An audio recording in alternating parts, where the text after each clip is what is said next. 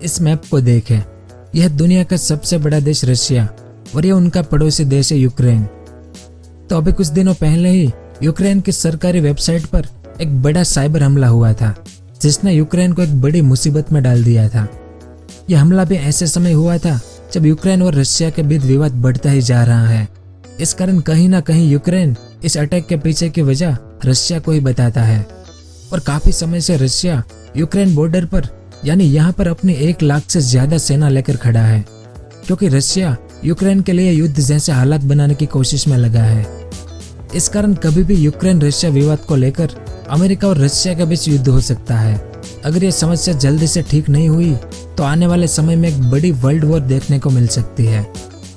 तो आज के इस वीडियो में हम इसी के बारे में विस्तार से जानेंगे कि आखिर यूक्रेन और रशिया के बीच विवाद की वजह क्या है, रशिया और यूक्रेन के विवाद का इतिहास क्या है और ये विवाद दुनिया के लिए कैसे खतरनाक साबित हो सकता है। आखिर यूक्रेन रूस के लिए इतना जरूरी क्यों है, ये सब और इसके अलावा और भी बहुत कुछ जानने को मिलेगा आपको इस वीडियो में। तो वीडियो के अंत तक हमारे साथ बने रहिए। तो सबसे पहले हम ये जानेंगे कि आखिर यूक्रेन और रशिया के बीच में जो विवाद है वो असल में है क्या और इस विवाद के पीछे क्या क्या कारण है। तो साल 1945 में जब दूसरा विश्व युद्ध खत्म हुआ तब यूएसएसआर यानी सोवियत यूनियन और अमेरिका के बीच कई तरह के डिफरेंसेस पैदा होने लगे, जिसका नतीजा ये निकला कि दोनों के बीच साल 1945 से लेकर साल 1991 तक एक बड़ी वॉर देखने को मिली। यह वॉर किसी तरह के हथियार और बम से नहीं लड़ी गई, बल्कि इस वॉर को डिप्लोमेसी से लड़ा गया था। एक तरह से ये वॉर न्यूज़पेपर और मीडिया के जरिए लड़ी गई थी, जिसमें सिर्फ और सिर्फ धमकियां ही शामिल थी। इसका मकसद सिर्फ लोगों में अविश्वास और मतभेद पैदा करना था। इस वॉर को कोल्ड वॉर यानी शीत युद्ध के नाम से भी जाना जाता है, जिसका नतीजा ये निकला कि यूएसएसआर को 15 देशों में विभाजित होना पड़ा, क्योंकि अमेरिका यूएसएसआर के लोगों को भड़काने में कामयाब हुआ था और इसी के चलते सोवियत यूनियन का 15 देशों में विघटन हो गया। इसमें जो सबसे बड़ा देश था उसी को आज हम रशिया के नाम से जानते हैं। तो यूएसएसआर से आज़ाद होने के बाद 15 देशों में से एक था यूक्रेन भी, जो फिलहाल विवाद का कारण बना हुआ है। तो इस तरह से साल 1991 में रशिया और यूक्रेन का जन्म हुआ, जिसके बाद इन दोनों के बीच विवाद शुरू हुआ। अब इस मैप को देखें।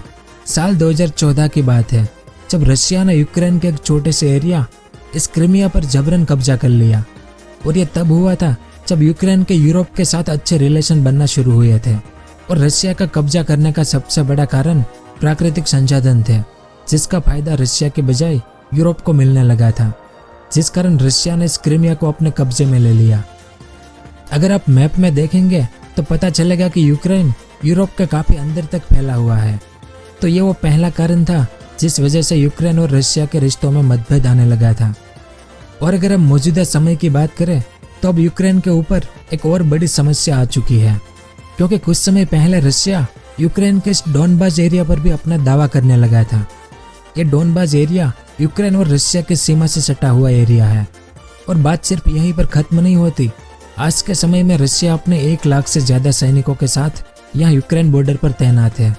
इस कारण अमेरिका के फॉरेन मिनिस्टर ने हाल में ही अपने एक बयान में चेतावनी देते हुए कहा कि रशिया एक शॉर्ट नोटिस के साथ कभी भी यूक्रेन पर हमला कर सकता है। साथ ही उन्होंने वार्निंग देते हुए यह भी कहा कि अगर वो ऐसा करता है तो रशिया पर कई तरह के प्रतिबंध लगाए जा सकते हैं। और 21 जनवरी के दिन अमेरिकी फॉरेन मिनिस्टर ब्लिंकन की रशियन फॉरेन मिनिस्टर से यूक्रेन विवाद को लेकर एक बार फिर मुलाकात हुई थी, लेकिन इससे ज्यादा कुछ फर्क नहीं पड़ा। और अमेरिका के प्रेसिडेंट बाइडेन ने रशिया को वार्निंग देते हुए यह कहा कि अगर रूस यूक्रेन पर हमला करता है तो उसे इसके गंभीर परिणाम भुगतने होंगे। तो सामने इस बात का जवाब देते हुए पुतिन कहते हैं कि रूस किसी भी तरह के हमले की तैयारी नहीं कर रहा, और अमेरिकी राष्ट्रपति के बयानों से यूक्रेन में पैदा हो रही स्थिति में किसी भी तरह का कोई बदलाव नहीं आने वाला। मतलब रशिया भले ही इस बात से इनकार कर रहा हो कि वह किसी भी तरह के हमले की तैयारी नहीं कर रहा, लेकिन फिर भी उसकी हर चाल युद्ध की स्थिति को बुलावा दे रही है, क्योंकि कुछ समय पहले रशियन ट्रूप की एक सैटेलाइट इमेज भी जारी की गई थी, जिसमें यूक्रेन बॉर्डर पर रशिया के ट्रक और बंकर साफ तौर पर दिखाई दिए थे। इस कारण रशिया पर इल्जाम भी है कि उसने यूक्रेन के अंदर सेपरेटिस्ट को भड़काने का काम किया है। और अभी हाल ही में तो मॉस्को टाइम्स के आर्टिकल में बताया गया है कि रशिया ने अपने H-400 बटालियन को ट्रेनिंग के लिए बेलारूस भी भेजा है। तो इन सभी एक्टिविटीज़ को देखने के बाद हम ये कह सकते हैं कि रशिया जरूर किसी वॉर की तैयारी कर रहा है। तो अब सवाल ये उठता है कि आखिर यूक्रेन रूस के लिए इतना जरूरी क्यों है। अब जैसा कि हमने शुरुआत में जाना कि यूक्रेन यूएसएसआर से आज़ाद होकर बना है, इसलिए एक तरह से देखा जाए तो यूक्रेन और रशिया में ज़्यादा डिफरेंस भी नहीं है। रशिया की संस्कृति ने अभी भी यूक्रेन को खुद से जोड़े रखा है और यूक्रेन के कैपिटल कीव को रूसी शहरों की माँ कहा जाता है, क्योंकि ये पुराने रशियन साम्राज्य का एक प्राचीन शहर है।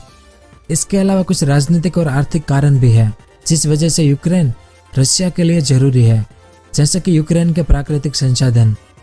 लेकिन जब रशिया ने यूक्रेन के इस क्रीमिया को अपने कब्जे में ले लिया, तब रशिया ने दुनिया को यह बताया कि इस क्रीमिया के जो मूल निवासी है वो रशिया के अपने ही लोग हैं और वो रशिया में ही रहना चाहते हैं।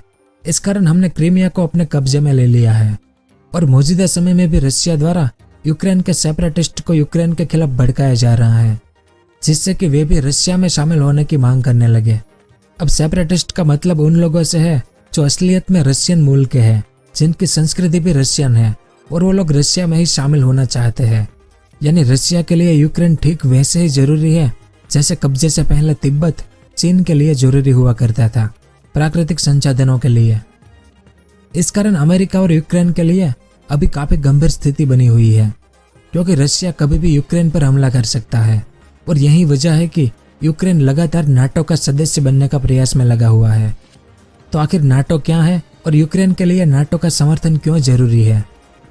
अब भले ही यूक्रेन नाटो का सदस्य ना हो, लेकिन फिर भी यूक्रेन के नाटो से काफी अच्छे रिलेशन रहे हैं और यही वजह है कि नाटो अभी कुछ हद तक यूक्रेन का समर्थन कर रहा है।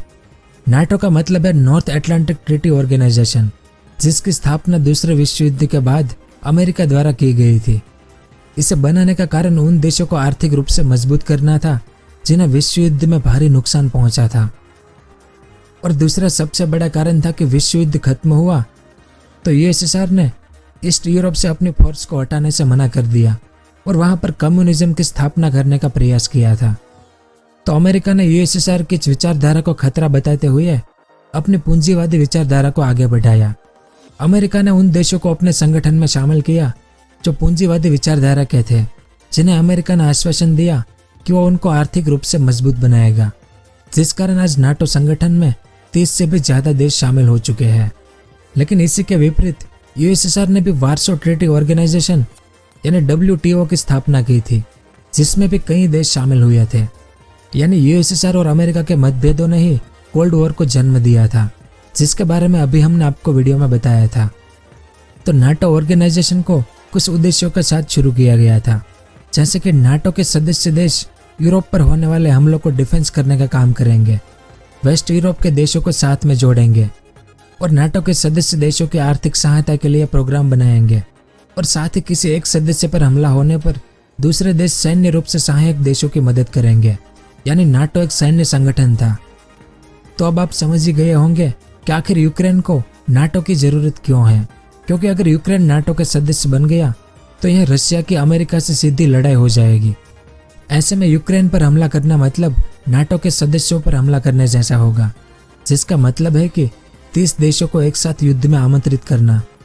और रशिया अमेरिका को पहले ही चेतावनी दे चुका है कि अगर वो यूक्रेन को नाटो की सदस्यता देते हैं तो उन्हें इसके गंभीर परिणाम भुगतने होंगे।